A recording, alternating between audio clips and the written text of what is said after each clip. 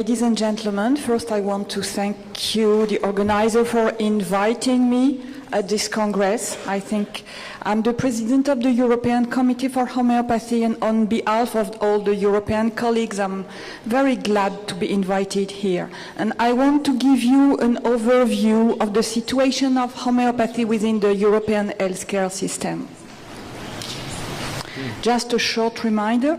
Homeopathy is a medicine which is rooted in Europe. It was developed 2 centuries ago by a German doctor called Samuel Hahnemann. He traveled throughout Europe all his life, and he ended it in Paris, in my own country, in France, because he married a French woman. And it's based on the similar of like cure like, and this principle was known already by some physicians and some philosophers, but Dr. Hahnemann was the first one to build a complete system of medicine on this basis. And it's evolving, it's turned into a sophisticated system of medicine, and which is widespread all over the world. And it was first described in his work, The Organon of the Medical Art, that we still learn today. What is the situation in Europe? Homeopathy is the second most practiced complementary medicine. It means that 100 million EU citizens, a third of the EU population, use homeopathy medicine in the day-to-day health care. But the statutory regulation is very different according to the different countries. In some countries, like in the UK, in Hungary, Germany, and Belgium, and other ones, the practice of the complementary medicine is administered by the governments. In many other countries, like in France, in Austria, Italy, or Latvia, the government has delegated the task to the National Medical Association. You have to know that in Latvia, the National Chamber has recognized homeopathy as a medical specialty.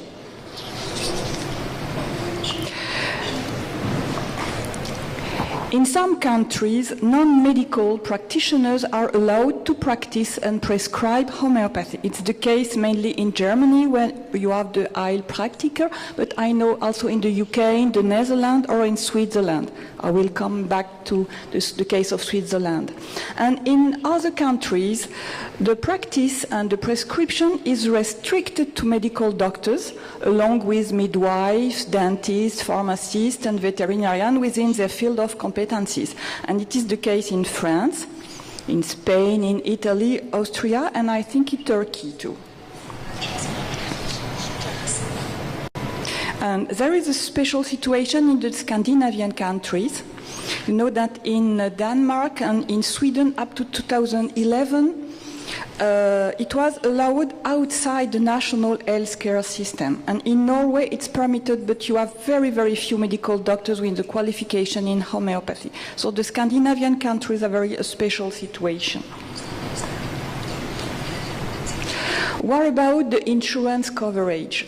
In some countries, partly the treatment and the prescription are covered by the statutory health insurances. It is the case, for example, in some part of UK. You know that in UK the situation is very difficult for homeopathy nowadays. In the case in Belgium or in Latvia. And in other countries, it's only covered by the private insurances.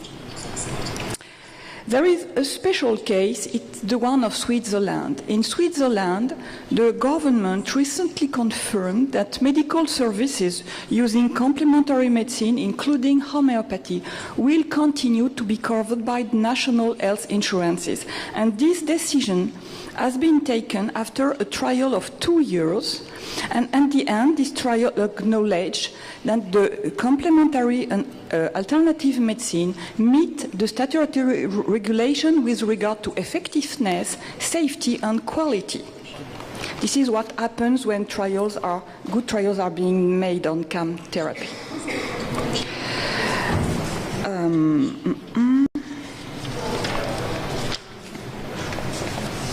The initial training and the continuing education is delivered both in different universities and in private schools throughout Europe.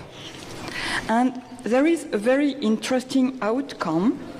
On the initiative of ECH, a standardization process has been successfully achieved last year, and its outcome is a standard which is called the CEN 16872. It's on services of medical doctors with additional qualification in homeopathy, and it regulates the basic requirements for homeopathic training and for good practice.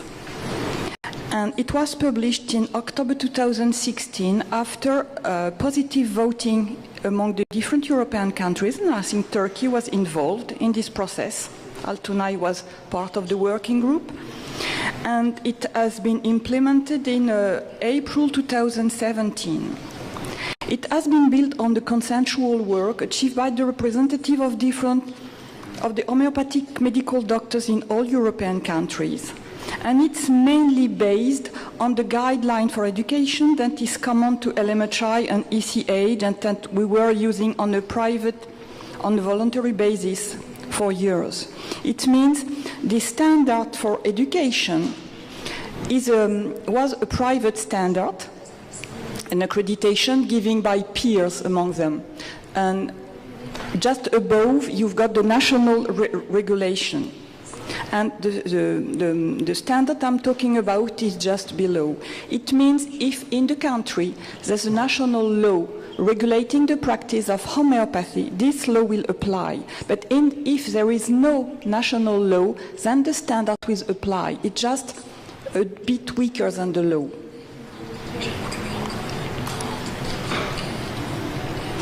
There's another important point, is the availability of homeopathic medicinal product. It's very different in the different European countries, and it should not, because it should benefit the free circulation of goods in the EU, and it should also follow the rights of the EU population for an equal access to health service in all Europe. You know that the EU citizens are supposed to be given the possibility to access the medicine of their choice on the same way on all the continent. And actually it's not the case, and it's really a concern for many homeopathic practitioners and for many patients in European countries. And in 2015, there's been a survey done by ECHAMP. ECHAMP is a federation of middle-sized laboratories, and they try to investigate the reason why there's this lack of availability. And the problem is with the regulation, which is not fitting with the needs.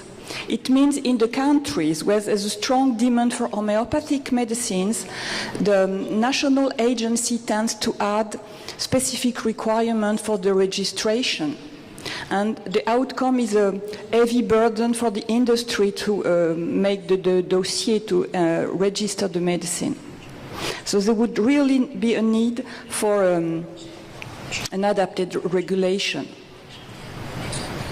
And there is something very interesting which happened a few months ago, is the infringement procedure launched by the European Commission against Spain on parallel imports of homeopathic medicine.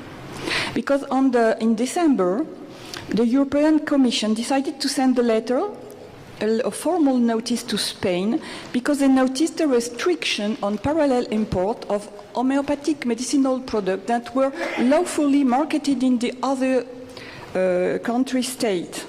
And this is against the rule of the free circulation of goods within Europe. So Spain has just received this letter. We will see what will come afterward, and it could be very useful as an example for the other European countries. Because there is a trial that has been done in the US-based Transparency Market Research, showing that the interest for homeopathic medicine is growing exponentially within the continent. And it was assessed around $386 million, the market of homeopathic medicine in 2015. And the forecast is $17 billion in 2024. So you see, in 10 years, we are going to jump to $1 million to $1 billion. So we need an adapted regulation to face this great demand of the patients. And we have a European agency which is in charge of homeopathic medicinal products. It's called the HMPWG, meaning Homeopathic Medicinal Products Working Group, and it's under the umbrella of the HMA, Head of Medical Agency. And it's a very small group with insufficient means and prerogative with regard to the challenge. Now I come to my job. The European Committee for Homeopathy, in a few words, it's an umbrella organization which is gathering around 40 homeopathic associations in 25 European countries, and as has been told already, we are 45,000 medical doctors with an additional qualification in homeopathy in all Europe. And the aims of ECH, I will summarize. We want to support and to promote homeopathy practiced by medical doctors within the global healthcare system with high quality training and scientific development. And for this purpose, we also have 7 subcommittees. We call subcommittees the working group. We have the political subcommittee, which is made with the president of the national association, and this is the one which is in charge of drawing the strategic position of ECH. We have the education subcommittee with the main representative of the main schools, and they were the one who drafted the guidelines together with the working group of the LMHI that has been used for the standard.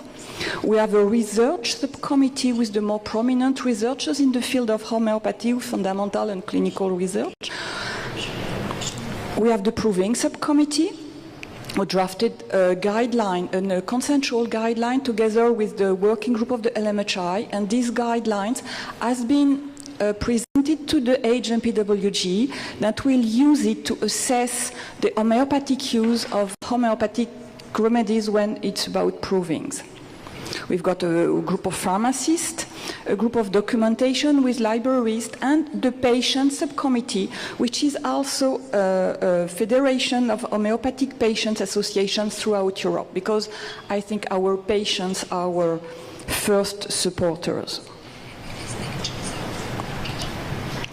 And what are the future challenges for medical homeopathy in Europe? You know that one of the main public health issues we're facing nowadays is the antimicrobial resistance. It's so important that it has been also declared a main issue by the United Nations. We begin to see people dying from infectious disease in the hospital nowadays. And homeopathy has big potential to address this. And we already have trials that assess the efficacy of homeopathy in many infectious conditions. But our researchers, and especially our clinical researchers, would need much more resources to be efficient. We would need financial, human, but also methodological researchers, because we have to fit with the rules of the evidence-based medicine, and for homeopathy it's not always easy. But there's been a very interesting study that has been published in December 2014, a systematic review and meta-analysis on individualized homeopathy. And the outcome was that the randomized controlled trials with individualized homeopathy can show that homeopathic treatments are more effective than placebo. It means it would be possible to assess individualized homeopathy with the evidence-based medicine rule with a positive outcome. But if we were able to set adapted tools, we could even reach a higher level. We have also research in fundamental research to shed some light of the mode of action of the homeopathic remedies. I think it's too soon to give any outcome, but I just can tell you that we have very promising hypotheses that are on the go in the different working groups around the world, not only in Europe, around the world. So, as a conclusion, I think, and I think you all think, homeopathy is a relevant solution to face the big issue of the future for our planet, the financial and the ecological crisis. If it's to go to the financial point of view, it has been proven that homeopathic remedies are cost-effective in many infectious conditions, in many conditions. There's been a big trial called Made in France, the EP3 study, which shows that the management of patients by homeopathic general practitioner is less expensive, about 20%, if you take into account the cost of the consultation and the cost of the prescription. And homeopathy meets the expectation of the European citizen to find a new way to address health issues with a sustainable, efficient and gentle healing method. Thank you.